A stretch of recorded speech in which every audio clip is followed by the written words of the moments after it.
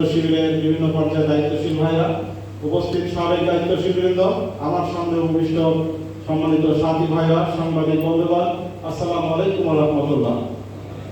মহান রব্বুল আলামিনের দরবারে শুকরিয়া আদায় করছি, যারা রব্বুল আলামিন আমাদেরকে দীর্ঘ 15 বছর 7 মাসের একটি দুঃশাসনের মধ্য দিয়ে এবং ইসলামী ছাত্র শিবিরে একটি গুরুত্বপূর্ণ এবং তাৎপর্যপূর্ণ স্বাধীনতা সংগ্রামের মধ্য দিয়ে আজকে একটি সুন্দর পরিবেশ আমরা পেয়েছি, এজন্য আল্লাহ শুকরিয়া আদায় করছি আলহামদুলিল্লাহ।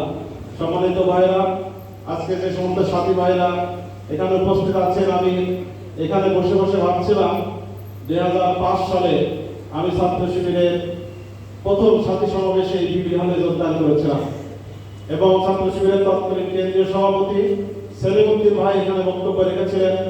এরপরে 2006 সালে এখানে আবার সাথীদের সমাবেশে উপস্থিত ছিলাম, ডক্টর শরীফুল ইসলাম মাসুদ ভাই তখন কেন্দ্রীয় সভাপতি হিসেবে বক্তব্য রাখছিলেন।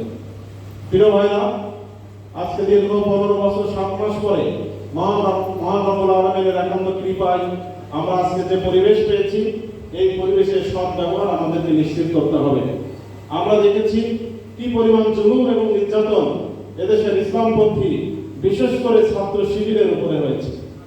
আমি 2015 সালে সরকারি এমএম কলেজ শাখার সভাপতি দায়িত্ব পালন করছিলাম এবং 2015 সালের 23শে নভেম্বর ইসলামী ছাত্র শিবিরের সাথী কলা অনুষদের সম্মানিত সভাপতি আমাদের একান্ত প্রিয় ভাই হাবিবুল্লাহ ভাইকে ছাত্রলীগ এমএম কলেজের আসাদ হলে নির্মমভাবে পিটিয়ে হত্যা করেছিল। শুধু হাবিবুল্লাহ ভাই নয়, একই সাথে সেদিন আমাদের এমএম কলেজের শিবিরের সাথী কামরুল হাসান ভাইকেও পিটিয়ে হত্যা করা হয়েছিল।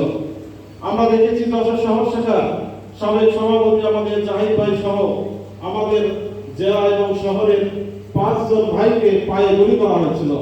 আমাদের চৌগাছা ইসলামিক এবং রুহুল আমিন ভাইকে পায়ে গুলি করে চিরদিনের মতো পঙ্গু করে দেওয়া হয়েছে। সংগ্রাম উপস্থিতি, আওয়ামী লীগ এবং ছাত্রলীগের যে জুলুম এবং নির্যাতন, এই নির্যাতন ইতিহাসের কথা বলে আসলে শেষ করা যাবে না। আজকে ছাত্র শিবিরের সাথী ভাইদেরকে এটাই বলতে চাই যে মহান রব্বুল আলামিনের কৃতজ্ঞতা স্বরূপ আমাদেরকে ময়দানে পরিকল্পিতভাবে কাজ করতে হবে। আমার পূর্ববর্তী বক্তারা বলেছেন, আমি আপনাদের একই কথা বলতে চাই। প্রথমে আমাদের যে কাজটা করতে হবে সেটা হচ্ছে যে আমাদেরকে মেধাবী ছাত্রদেরকে টার্গেট নিতে হবে। আপনি দেখছেন যে বাংলাদেশ ছাত্র শিবিরের ঢাকা বিশ্ববিদ্যালয় যে মেধাবী ছাত্র ভাইরা নেতৃত্ব দিয়েছেন এবং যাদের নেতৃত্বে এই মেধার সাক্ষ্য রেখেছেন বলে আজকে আমরা অত্যন্ত সুনামের সাথে বাংলাদেশের ইতিহাসে ছাত্র শিবিরের মুখ এত বেশি আর কখনোই উচ্চারণ হয়নি।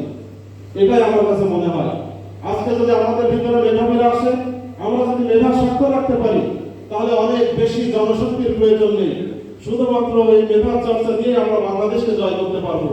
আজকে আপনি দেখেন বাংলাদেশের বিভিন্ন সেক্টরে আজকে এসপি প্রয়োজন, ডিসি প্রয়োজন, সচিবালয়ের সচিব প্রয়োজন, কিন্তু আমাদের সেই যথাযথ যোগ্য সেই ম্যান পাওয়ার হয়তো আমরা সাপ্লাই দিতে পারিনি বলে আজকে এই জায়গাগুলো সেই আওয়ামী বাকশালী প্রেতাত্মাদেরকে দিয়ে এই জায়গাগুলো আবার নতুন করে সাজানো হচ্ছে। এজন্য আমাদের যে সময় এসেছে, সুযোগ এসেছে, আসুন সেই সুযোগটাকে কাজে লাগাই এবং এই সুযোগ কাজে লাগানোর জন্য বাংলাদেশে আগামীতে ইসলামী ছাত্র শিবিরের সাথী ভাইদেরকে সিদ্ধান্ত নিতে হবে। আজকের এই সাথী সমাবেশ থেকে আমরা সেই শপথ দেব। আল্লাহ রাব্বুল আলামিন আমাদের সেই শপথ গ্রহণ করার তৌফিক দান করুন। আমিন। আসসালামু আলাইকুম ওয়া রাহমাতুল্লাহি ওয়া বারাকাতুহু।